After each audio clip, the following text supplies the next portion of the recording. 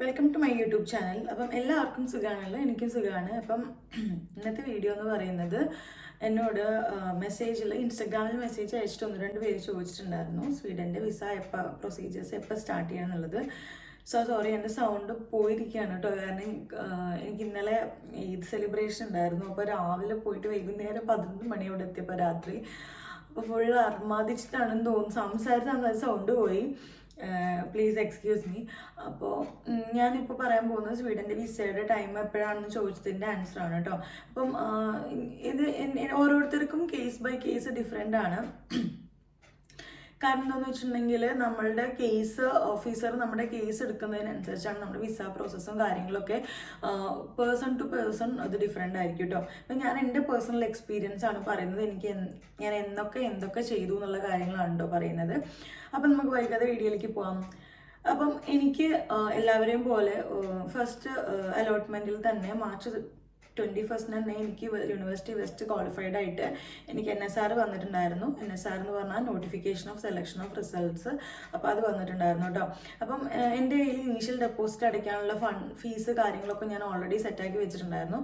അപ്പം ഞാൻ എൻ്റെ ഏജൻറ്റിനെ കോൺടാക്ട് ചെയ്തു. അപ്പം എനിക്ക് സ്വീഡനെ പറ്റിയിട്ട് വലിയ അറിവില്ലാത്തതുകൊണ്ട് ഞാൻ അവരോട് ചോദിച്ചു ഫീസ് എപ്പോൾ അടച്ചോട്ടെന്ന് വെച്ചപ്പോൾ അവർ പറഞ്ഞു ഇല്ല, we need to wait for invoice.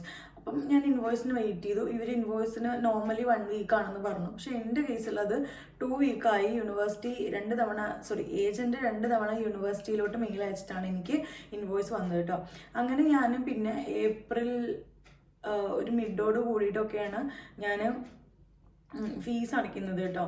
അപ്പം ഏപ്രിൽ 5th ആണെന്ന് തോന്നുന്നു ഞാൻ ഫീസ് അടച്ചത്. എനിക്ക് ഓർമ്മയില്ല, എന്തായാലും 5 to 10 ആ ഒരു ഇതിലാണ്. അപ്പോൾ 2 വീക്സ് ആ റേഞ്ചിലാണ് എനിക്ക് ഫീസ് അടയ്ക്കാൻ പറ്റിയത് കേട്ടോ.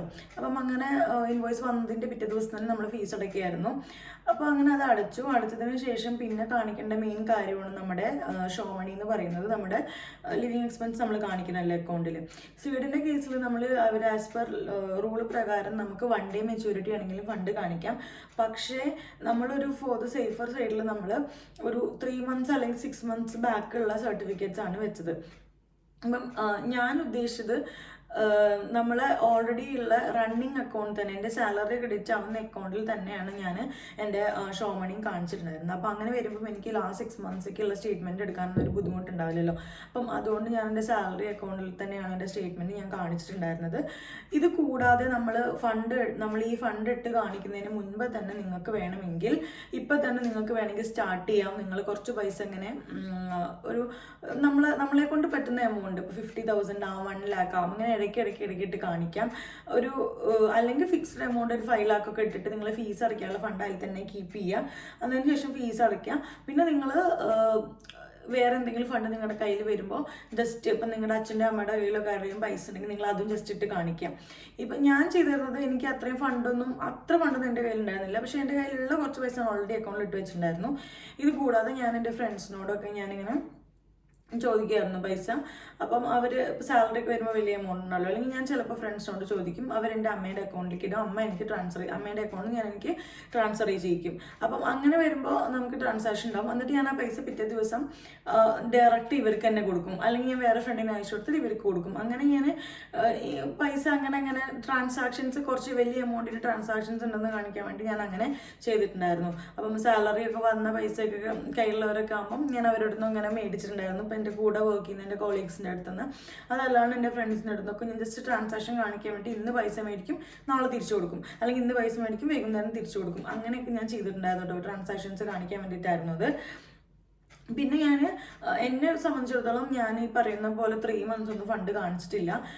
ഞാൻ 1 week ഫണ്ട് കാണിച്ചിട്ടുള്ളൂ. 1 week ഫണ്ട് കാണിച്ചിട്ട് പിന്നെ ഞാനൊരു കുറച്ച് എമൗണ്ട്, ഒരു 3 lakhs ഞാൻ 1 month-ഓളം ഞാൻ കാണിച്ചു. അത്രേ കാണിച്ചുള്ളൂ കേട്ടോ. അപ്പോൾ ആ 3 lakhs തന്നെ ഫുള്ളായിട്ടൊന്നുമില്ല. ആ 1 month-ൽ എനിക്ക് കുറേ ആവശ്യങ്ങൾ വന്നിട്ടുണ്ട്. അതിനൊക്കെ ഞാൻ അതിനെ പൈസ എടുത്തിട്ടുണ്ടായിരുന്നു കേട്ടോ. അപ്പം അതൊക്കെ ചിലവായി പോയിട്ടുണ്ടായിരുന്നു. പിന്നെ എപ്പോഴും പൈസ വരുന്നു അതിനകത്തോട്ടായതുകൊണ്ട് എനിക്ക് അങ്ങനെ പ്രശ്നമൊന്നും വന്നില്ല. അപ്പം ഞാനൊരു 6 months ബാക്കിലേക്കുള്ള സർട്ടിഫിക്കറ്റ് സ്റ്റേറ്റ്മെൻറ്റ് എടുത്തിട്ടാണ് കൊടുത്തിട്ടുണ്ടായിരുന്നത്.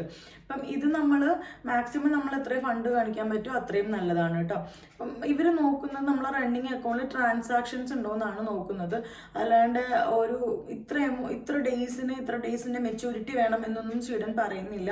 1 day മെച്യൂരിറ്റി ആണെങ്കിലും ആക്സെപ്റ്റ് ചെയ്യും, പ്രൊവൈഡഡ് നമ്മുടെ അക്കൗണ്ടിൽ നല്ല ട്രാൻസാക്ഷൻസ് ഉണ്ടായിരിക്കണം. അത്രയേ ഉള്ളൂ കേട്ടോ. അപ്പോൾ അത് വലിയൊരു റിസ്ക് ഉള്ള കാര്യമായിട്ട് എനിക്ക് തോന്നിയിട്ടില്ല. അത് കഴിഞ്ഞ് ഞാൻ ഫീസെല്ലാം അടച്ച് ഞാൻ എൻ്റെ വിസയ്ക്ക് സബ്മിറ്റ് ചെയ്തത് മെയിലാണ്. മെയ് ഫസ്റ്റ് വീക്കോട് കൂട്ടാണ് ഞാൻ വിസയ്ക്ക് സബ്മിറ്റ് ചെയ്തത് കേട്ടോ. അപ്പം വിസയ്ക്ക് സബ്മിറ്റ് ചെയ്ത് നമുക്ക് ഫീസ് അടച്ചിട്ട് പെട്ടെന്ന് തന്നെ നമുക്ക് വിസയ്ക്ക് സബ്മിറ്റ് ചെയ്യാൻ പറ്റുമെന്ന് പറയും.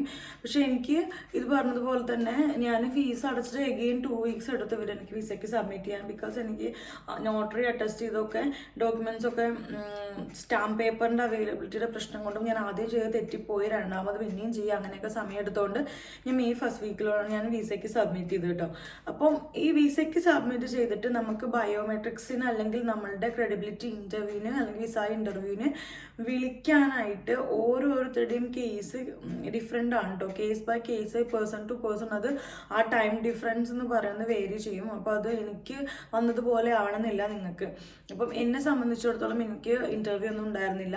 എനിക്ക് അത് കഴിഞ്ഞിട്ടും ഒരു 20 days കഴിഞ്ഞിട്ടാണ് എനിക്ക് 22nd ഡേയിലാണ് എനിക്ക് ബയോമെട്രിക്സിന് കോൾ വരുന്നത് കേട്ടോ. ബയോമെട്രിക്സിന് നിങ്ങൾക്ക് വിളിച്ചിട്ടുണ്ടെന്ന് പറഞ്ഞിട്ട്. അപ്പം എന്നെ സംബന്ധിച്ചിടത്തോളം എനിക്കതൊരു ലോങ് പീരീഡ് ആയിരുന്നു. കാരണം ഇത് എന്താ വിളിക്കാന്നുള്ളൊരു ടെൻഷൻസ് ഉണ്ടായിരുന്നു. പക്ഷെ ചിലർക്ക് എൻ്റെ തന്നെ പരിചയത്തിലുള്ള ഫ്രണ്ട്സിന് 1 month കഴിഞ്ഞിട്ട് വിളിക്കാത്തവരുണ്ടായിരുന്നു. അപ്പോൾ നമ്മളുടെ കേസ് ഓഫീസർ നമ്മുടെ കേസ് എടുക്കുന്നതിനെ ബേസ് ചെയ്തിട്ടിരിക്കും. ഇവിടെ എല്ലാം ക്യൂ സിസ്റ്റമാണ്. അപ്പം ആ ഒരു ക്യൂവിൽ തന്നെ പോകുള്ളൂ കേട്ടോ. പക്ഷെ എൻ്റെ ഒരു ഫ്രണ്ട് ഉണ്ടായിരുന്നു, അവൾ എൻ്റെത് കഴിഞ്ഞിട്ടാണ് 1 week കഴിഞ്ഞിട്ടാണ് ഫീസ് അടച്ചത്. ഞാൻ വിസയ്ക്ക് വെച്ച് കഴിഞ്ഞ് 1 week കഴിഞ്ഞിട്ടാണ് അവൾക്ക് വിസയ്ക്ക് വെച്ചത്. ബട്ട് ഫോർച്ചുനേറ്റ്ലി അവൾക്ക് വിസയ്ക്ക് വെച്ച് 1 week കഴിഞ്ഞപ്പോഴത്തേക്കും ബയോമെട്രിക്സിന് വിളിച്ചു. എന്നിട്ട് നമ്മൾ ബയോമെട്രിക്സിന് നമ്മൾ പോയി ഡൽഹിയിൽ വെച്ചിട്ടായിരുന്നു ബയോമെട്രിക്സ് ചെയ്യുന്നത്. ബയോമെട്രിക്സ് ചെയ്ത് എഗെയിൻ എനിക്ക് വിസയുടെ ഡിസിഷൻ വന്നത് ഇതുപോലെ 28th ഡേയിലാണ്, വെച്ചാൽ ജൂൺ ലാസ്റ്റോട് കൂടിയിട്ടാണ് എനിക്ക് ഏകദേശം ഒരു ഇത് വന്നിട്ടുണ്ടായിരുന്നത്, വിസ ഗ്രാൻഡഡ് എന്ന് പറഞ്ഞിട്ടുള്ള മെയിൽ വന്നിട്ടുണ്ടായിരുന്നത്. പക്ഷെ ഇതിലും എൻ്റെ ഫ്രണ്ടിൻ്റെ കേസിൽ അവൾക്ക് നമ്മളിപ്പം ഇന്ന് വിസ ബയോമെട്രിക്സിന് പോയി രാവിലെ തന്നെ പോയി ഒരു 8 മണിയാകുമ്പോഴേക്കും അതൊക്കെ ഫിനിഷ് ചെയ്യുന്നു. അവൾക്ക് അന്ന് വൈകുന്നേരത്തെ അവർക്ക് ട്രെയിന് തിരിച്ചിട്ട് ട്രെയിനിൽ കയറുന്ന ആ സമയം കൊണ്ട് തന്നെ അവർക്ക് ആ ഒരു 5 മണിക്കൂർ, ഒരു 5 hours ഡിഫറൻസിൽ അവർക്ക് വിസ ഗ്രാൻഡ് എടുത്തുകൊണ്ട് മെയിൽ വന്നു. അപ്പം അതൊക്കെ നമ്മളുടെ കേസ് ഓഫീസറിന് നമ്മളെ കേസ് എടുക്കുന്നതിനനുസരിച്ചിട്ടാണ്. അപ്പം ചിലർക്ക് ഫ്യൂ അവേഴ്സ് മതി, ചിലർക്ക് ഫ്യൂ ഡേയ്സ് മതി, ചിലർക്ക് മോർ ദാൻ എ വീക്ക് വേണം, ചിലർക്ക് മോർ ദാൻ 1 month വേണം. അപ്പം അതൊക്കെ നിങ്ങളുടെ ലക്ക് പോലെ ഇരിക്കുന്നത് എനിക്ക് പറയാൻ പറ്റുള്ളൂ കേട്ടോ. പക്ഷെ ഞാൻ തരുന്ന ഒരു അഡ്വൈസ് എന്താണെന്ന് വെച്ചിട്ടുണ്ടെങ്കിൽ, ഇപ്പോൾ നമുക്ക് അറിയില്ല നമുക്ക് whether we will have interview or not. അപ്പം നമ്മൾ എന്താണെന്ന് വെച്ചാൽ നിങ്ങളൊന്ന് നിങ്ങളുടെ ഫണ്ടിങ്ങിൻ്റെ കാര്യത്തിലും നിങ്ങൾ പഠിക്കാൻ പോകുന്ന യൂണിവേഴ്സിറ്റിയുടെ കാര്യത്തിലും അതുപോലെ നിങ്ങളുടെ കോഴ്സിൻ്റെ കാര്യത്തിലും നിങ്ങളുടെ പ്രീവിയസ് എക്സ്പീരിയൻസിൻ്റെ ബേസിലും ഒക്കെ ഒന്ന് പ്രിപ്പയർ ആയിട്ടിരിക്കുക. ഇഫ് നമ്മൾ സ്വീഡൻ്റെ കാര്യത്തിലൊക്കെ, കാരണം നമ്മൾ ഇൻ കേസ് നമുക്ക് ഇൻ്റർവ്യൂ ഉണ്ടെങ്കിൽ നമുക്കത് അപ്പിയർ ചെയ്യണമല്ലോ. അപ്പം അതിന് വേണ്ടിയിട്ടൊരു പ്രിക്കോഷൻ ഉള്ള ഇതിൽ നിങ്ങളത് പ്രിപ്പയർ ചെയ്ത് വെക്കുക.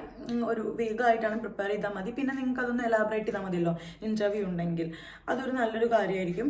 പിന്നെ എനിക്ക് തോന്നിയിട്ടുള്ളത്, നിങ്ങൾ ഇത് പറഞ്ഞതുപോലെ ഫീസ് അടയ്ക്കാൻ ഡേറ്റ് ഉണ്ടല്ലോ, പയ്യെ അടച്ചാൽ മതിയല്ലോ, അങ്ങനെ ഒരിക്കലും കരുതരുത്. കാരണം എന്താണെന്ന് വെച്ചിട്ടുണ്ടെങ്കിൽ നമ്മൾ കയ്യിൽ ഫണ്ടുള്ളവരാണെങ്കിൽ ദ സൂണർ ദ ബെറ്റർ.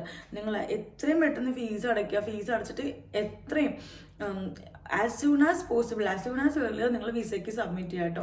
ഞാൻ പറഞ്ഞത് ഇത് കേസ് ബൈ കേസ് ഡിഫറെൻ്റ് ആണ്. അപ്പം നമ്മൾ ചെയ്യാനുള്ള കാര്യങ്ങളും നമ്മൾ ചെയ്യാനുള്ള പരിപാടികളൊക്കെ പെട്ടെന്ന് തന്നെ അങ്ങോട്ട് ചെയ്തു വെച്ചാൽ നമുക്ക് വലിയ ടെൻഷൻസ് ഇല്ല. ചില കേസിലൂടെ ബാങ്ക് സ്റ്റേറ്റ്മെൻറ്റ് റീസബ്മിറ്റ് ചെയ്യാനൊക്കെ പറയും. അപ്പം അങ്ങനെ വരുമ്പോൾ നമ്മൾ പിന്നെ ഇതിന് കിടന്ന് ഓടണ്ടേ, അപ്പോൾ പിന്നെ നമ്മളെ സമയം പോകും. അപ്പോൾ അതുകൊണ്ട് നമ്മൾ ചെയ്യാനുള്ള കാര്യങ്ങൾ പെട്ടെന്ന് ചെയ്തു വെച്ചാൽ നമുക്ക് ഇവിടെ ഏകദേശം എല്ലാ യൂണിവേഴ്സിറ്റിയിലും September 2 ക്ലാസ് സ്റ്റാർട്ട് ചെയ്യുക. അതിന് മുന്നേ ഒരു 1 week മുന്നേ നമുക്കിവിടെ ഒന്ന് സെറ്റിലായി സ്റ്റേബിളായിട്ട് നമുക്ക് ക്ലാസ്സിന് പോകാനായിട്ട് പറ്റും. ഇതെൻ്റെ ഒരു അഡ്വൈസാണ്. ഞാൻ കൗൺസിലർ ആയിരുന്ന സമയത്തും ഞാൻ എൻ്റെ സ്റ്റുഡൻസിനോട് പറയുന്നതാണ്, നിങ്ങളെല്ലാം പോകാൻ ഉദ്ദേശിക്കുന്നവരാണെങ്കിൽ എല്ലാം തന്നെ പെട്ടെന്ന് ചെയ്ത് നമ്മളെ കാര്യങ്ങളൊക്കെ സേഫ് ആക്കി വയ്ക്കുക. എന്നാൽ പിന്നെ നമുക്ക് കാര്യങ്ങൾ നമ്മളുടേതായ കാര്യത്തിന് സമയം കിട്ടും. അപ്പം എനിക്ക് ജൂണോട് കൂടിയിട്ട് ജൂൺ എൻഡോട് കൂടിയിട്ട് എനിക്ക് വിസ ഗ്രാൻഡഡ് ആയെന്ന് പറഞ്ഞ മെയിൽ വന്നു. ഞാൻ ഭയങ്കര സന്തോഷത്തിലായിരുന്നു. അങ്ങനെ അതൊക്കെ കഴിഞ്ഞു. അപ്പം എനിക്കൊരു ഐഡിയ ആയി നമ്മൾ പോവാന്നുള്ളത്. ആ ഒരു സമയത്ത് ഞാൻ റെസിഗ്നേഷൻ ഇട്ടു. ജൂലൈ 23 ജൂലൈ ലാസ്റ്റ് ആയപ്പോഴത്തേക്കും ഞാൻ റിസൈൻ ചെയ്തു. ജൂലൈ 20th ആയിരുന്നു എൻ്റെ ലാസ്റ്റ് വർക്കിംഗ് ഡേ. ഞാൻ റിസൈൻ ചെയ്തു. അപ്പം എനിക്ക് ആ ഒരു 1 month എനിക്ക് വീക്കെൻഡ്സിലൊക്കെ പോയിട്ട് ഞാൻ കുറച്ച് കാര്യങ്ങളൊക്കെ ഷോപ്പ് ചെയ്ത് വെച്ചു. പിന്നെ അത് കഴിഞ്ഞിട്ട് July 20 20th to August 15th ഞാൻ ഫ്ലൈ ചെയ്യുന്നത്. അപ്പം ഞാൻ അതിൻ്റെ ഒരു തലേ ദിവസം വരെയും പ്രിപ്പറേഷനിലായിരുന്നു. സത്യം പറഞ്ഞാൽ പാക്ക് ചെയ്യും, വെയിറ്റ് നോക്കും, സെറ്റ് ആവില്ല, പാക്ക് ചെയ്യും, വെയിറ്റ് നോക്കും, സെറ്റ് ആവില്ല. എനിക്ക് ദേഷ്യം വരാൻ തുടങ്ങി. പിന്നെ കുറേ കാര്യങ്ങൾ ഇവിടെ കിട്ടുന്നത് കാര്യങ്ങൾ നോക്കണം, ഇന്നും കൂടെ നമുക്ക് ടെൻഷനായി പോകും. അപ്പം എനിക്ക് അത്രയും ദിവസം ഉണ്ടായിട്ട് പോലും എനിക്കൊന്നും പറ്റിയില്ല. അപ്പം നമ്മൾ വിചാരിക്കുന്ന പോലെ നമുക്ക് വൺസ് ഗ്രാൻഡ് ആയി കഴിഞ്ഞ് കഴിയുമ്പോൾ നമുക്ക് ദിവസങ്ങൾ എത്ര പെട്ടെന്നാണ് പോവാന്നുള്ള കാര്യം നിങ്ങൾക്ക് you can not imagine. Because അങ്ങനെയാണ്, അത് പെട്ടെന്ന് പോകും. ഞാൻ ഇപ്പം പറയുന്നത് പോലെയല്ല, നമ്മൾ വിചാരിക്കുക 1 വീക്ക് ഉണ്ടല്ലോ നമുക്കത് ചെയ്യാം. പക്ഷെ ഒരിക്കലും നമ്മളൊരു 1 ടൈം പോയിട്ട് നമ്മൾ ഷോപ്പ് ചെയ്ത് കഴിഞ്ഞാൽ തീരില്ല. നമ്മൾ എത്രയൊക്കെ നമ്മുടെ ചെക്ക് ലിസ്റ്റ് ഉണ്ടാക്കിയാലും പ്രിപ്പയർ ചെയ്ത് പോയാലും അതിന് ലിമിറ്റ്, എന്തെങ്കിലും ഒരു സാധനം നമ്മൾ വിട്ടുപോകും, പിന്നെയും നമ്മൾ ചെയ്യണം. ഇനി ഇതൊക്കെ സെറ്റാക്കിയാലും നമ്മളിത് പാക്ക് ചെയ്യുന്ന സമയത്ത് നമ്മളുടെ ഫ്ലൈറ്റിനനുസരിച്ച് നമ്മൾ വെയിറ്റ് നോക്കണം. അതൊക്കെ ഒരു വലിയ കാര്യം. അപ്പം ഞാനിതിപ്പോൾ തലേ ദിവസം രാത്രി വരെയും ഞങ്ങൾ ഇതിൻ്റെ പരിപാടിയിലായിരുന്നു. ഞാനും അച്ഛനും അനിയത്തിയും അവളെ ഹസ്ബൻഡും എല്ലാം കൂടെ തലേ ദിവസം ഉച്ചയ്ക്ക് വരെ ഞങ്ങൾ ഇതുപോലെ ഈ പെട്ടി നോക്കി പിടിച്ചിട്ട് ടൗണിൽ പോയിട്ട് നമ്മളെ വീട്ടിൽ വെയിങ് മെഷീൻ തെറ്റായി പോയാലോ എന്ന് വെച്ചാൽ വേറെ സ്ഥലത്ത് പോയിട്ട് ഈ ഹോൾസെയിലായിട്ട് പഴമൊക്കെ വിൽക്കുന്ന കടയിലൊക്കെ പോയിട്ട് അവിടെയൊക്കെ വെച്ചിട്ടും നോക്കി വേറെ സ്ഥലത്ത് വെച്ചും നോക്കി. അപ്പം അങ്ങനെയൊക്കെ നമുക്ക്, എന്നിട്ട് പോലും എയർപോർട്ടിൽ വെച്ചിട്ട് ചെയ്ത് നോക്കിയപ്പോൾ വെയിറ്റ് കൂടുതലാണ്. നിങ്ങൾ 23 kg മീൻസ് അവർക്കൊരു സ്ലാബ് ഉണ്ട്, ആ സ്ലാബിൻ്റെ പൈസ അടച്ചേ പറ്റുള്ളൂ. എനിക്ക് കൂടുതൽ 2-3 കിലോയിൽ കൂടുതലുണ്ടായിരുന്നു. പക്ഷെ അവർ ആ സ്ലാബ് 23 kg വെയിറ്റിൻ്റെ പൈസ ഇറക്കുന്നത് 10,000 rupees അപ്പോഴേ എന്നെ കൊണ്ട് പേ ചെയ്യിപ്പിച്ചു. അപ്പോൾ നമ്മൾ എത്രയൊക്കെ പ്ലാൻ ചെയ്താലും നമ്മൾ ആ ടെൻഷൻ ഫ്രീ ആയിരിക്കുക. അപ്പം ഞാൻ എന്തെന്ന് വെച്ചാൽ August 15 ട്രാവൽ ചെയ്യുകയാണെങ്കിൽ 14 ഫുള്ള് ഞാൻ പെരിന്തൽമണ്ണ കൂടെ ടൗണിൽ കൂടെ നടക്കണം ഓരോ കാര്യങ്ങൾക്ക്. പിന്നെ എനിക്ക് കുറേ കാര്യങ്ങൾ ചെയ്യാം. കുറേ കാര്യങ്ങൾ എനിക്ക് എൻ്റെ സ്വഭാവം വെച്ച് ഞാൻ എല്ലാം നേരത്തെ സെറ്റാക്കി വയ്ക്കും. പക്ഷേ ഇതെനിക്ക് എൻ്റെ പേഴ്സണൽ കാര്യങ്ങളൊന്നും ചെയ്യാൻ പറ്റില്ല. എനിക്ക് എൻ്റെ ഫ്രണ്ടിനെ കാണാൻ പോകണം, ഫ്രണ്ട്സിനെ കാണാൻ പോകണം, അതൊന്നും എനിക്ക് നടക്കുന്നില്ല. അപ്പം അതൊക്കെ അന്നാണ് കേട്ടോ ലാസ്റ്റ് മൊമെൻറ്റിലാണ് നടന്നത്. എൻ്റെ അമ്മ ഫോൺ ചെയ്തിട്ട് നീ നാളെ പോവല്ലേ, ഇന്നെങ്കിലും ഒന്ന് വീട്ടിലിരുന്നൂടെ എന്നൊക്കെ ചോദിച്ചിട്ടുണ്ടായിരുന്നു. അപ്പം അതുകൊണ്ട് നിങ്ങൾ മാക്സിമം തന്നെ നേരത്തെ എല്ലാ കാര്യങ്ങളും ചെയ്തു വയ്ക്കുക. അപ്പം ഏറ്റവും ബെറ്റർ നിങ്ങളിപ്പം ഓഫർ ലെറ്റർ വന്നിട്ടുള്ളവരാണെങ്കിൽ അറ്റ് ദ ഏർലിയസ്റ്റ് ഇൻവോയ്സ് വന്ന ഉടനെ തന്നെ ഫീസ് അടയ്ക്കുക. അപ്പം തന്നെ ഇമ്മീഡിയറ്റ് ആയിട്ട് എല്ലാ ഡോക്യുമെൻറ്റ്സും റെഡിയാക്കുക, വിസയ്ക്ക് സബ്മിറ്റ് ചെയ്യുക കേട്ടോ. നമ്മൾ പുഷ് ചെയ്യണം, നമ്മളുടെ കാര്യമാണ്. നമ്മൾ ഇപ്പം ഏത് ഏജൻസി ചെയ്യുകയാണെങ്കിലും വാട്ട് എവർ ഇറ്റ് ഈസ് നമ്മൾ പുഷ് ചെയ്യണം നമ്മളെ കാര്യത്തിന്. കാരണം അവർക്ക് ഒത്തിരി ക്ലയൻസ് ഉണ്ടാവും, അവർ കുറ്റം പറയാൻ പറ്റില്ല. അപ്പം നമ്മൾ നമ്മുടെ കാര്യം ഫ്രീക്വൻ്റ് ആയിട്ട് അന്വേഷിക്കുക, സബ്മിറ്റ് ചെയ്തു എന്നുള്ള കാര്യം അന്വേഷിക്കുക. എന്തെങ്കിലും ഡോക്യുമെൻറ്റ്സ് പെൻഡിങ് ഉണ്ടോ അല്ലെങ്കിൽ എന്തെങ്കിലും ഡോക്യുമെൻറ്റ്സ് കറക്ഷൻസ് ഉണ്ടെന്നുള്ള കാര്യം അപ്പോഴേ മീൻസ് ഇമ്മീഡിയറ്റ് ആയിട്ട് തന്നെ നിങ്ങളതെല്ലാം കറക്റ്റ് ചെയ്ത് കൊടുക്കുക. അപ്പം നിങ്ങൾക്ക് എന്തെന്ന് വെച്ചാൽ പെട്ടെന്ന് കിട്ടും. പിന്നെ ഇതൊക്കെ ഓരോരുത്തരുടെ ലെക്കാണ് കേട്ടോ. നേരത്തെ കൊടുത്തിട്ടും എൻ്റെ പറ്റുന്ന വേറെ ഫ്രണ്ട് ഉണ്ട്, ഒത്തിരി ലേറ്റായിട്ട് വന്ന് വിത്ത് ഇൻ്റർവ്യൂ. അപ്പം ക്ലാസ് തുടങ്ങിയതിന് ശേഷമൊക്കെയാണ് അവർ ട്രാവൽ ചെയ്തിട്ടുണ്ടായിരുന്നത്. അപ്പം നമ്മൾ ചെയ്യാനുള്ളതൊക്കെ ചെയ്ത് വെച്ചിട്ട് നമുക്ക് ലേറ്റ് ആകുമ്പോൾ നമുക്കൊരു റിഗ്രറ്റ്, എന്നെ സംബന്ധിച്ച് അങ്ങനെയാണ്, റിഗ്രറ്റ് ഉണ്ടാവില്ല. നമ്മൾ ചെയ്തല്ലോ, പിന്നെ ബാക്കിയൊക്കെ ദൈവത്തിൻ്റെ കയ്യിലല്ല, അങ്ങനെ വിചാരിക്കാം. പക്ഷെ നമ്മൾ കുറച്ചും കൂടെ we could have done, like എന്താ പറയുക, അങ്ങനെ വി കുഡ് ഹാവ് എന്ന് തോന്നി പോകരുത്. അപ്പോൾ അതുകൊണ്ട് നിങ്ങൾ എപ്പോഴും തന്നെ എല്ലാ കാര്യവും തന്നെ പെട്ടെന്ന് ചെയ്യാനായിട്ട് നോക്കുക കേട്ടോ. അപ്പം ഇതാണ് എൻ്റെ സ്വീഡനത്തെ ഒരു പേഴ്സണൽ എക്സ്പീരിയൻസ് എന്ന് പറയുന്നത്. അപ്പം ഇന്നൊരു കാര്യം, ഞാനിവിടെ August 15 നാട്ടിൽ നിന്ന് കയറിയിട്ടുണ്ടായിരുന്നത്. കോഴിക്കോട് നിന്ന് നാട്ടിൽ കയറിയിട്ടാണ്, എൻ്റെ വീട് പെരുന്തമണ്ണയില്ല. അപ്പം നമ്മൾ കോഴിക്കോട് നിന്നാണ് നമ്മൾ ഫ്ലൈ ചെയ്തിട്ടുണ്ടായിരുന്നത്. കോഴിക്കോട് ഡൽഹി ആയിരുന്നു, അത് ഇൻഡിഗോ ആയിരുന്നു ഫ്ലൈറ്റ്. അത് ഞാൻ എക്സ്ട്രാ ലഗേജ് ക്യാഷ് കൊടുത്തിട്ടെടുത്തു.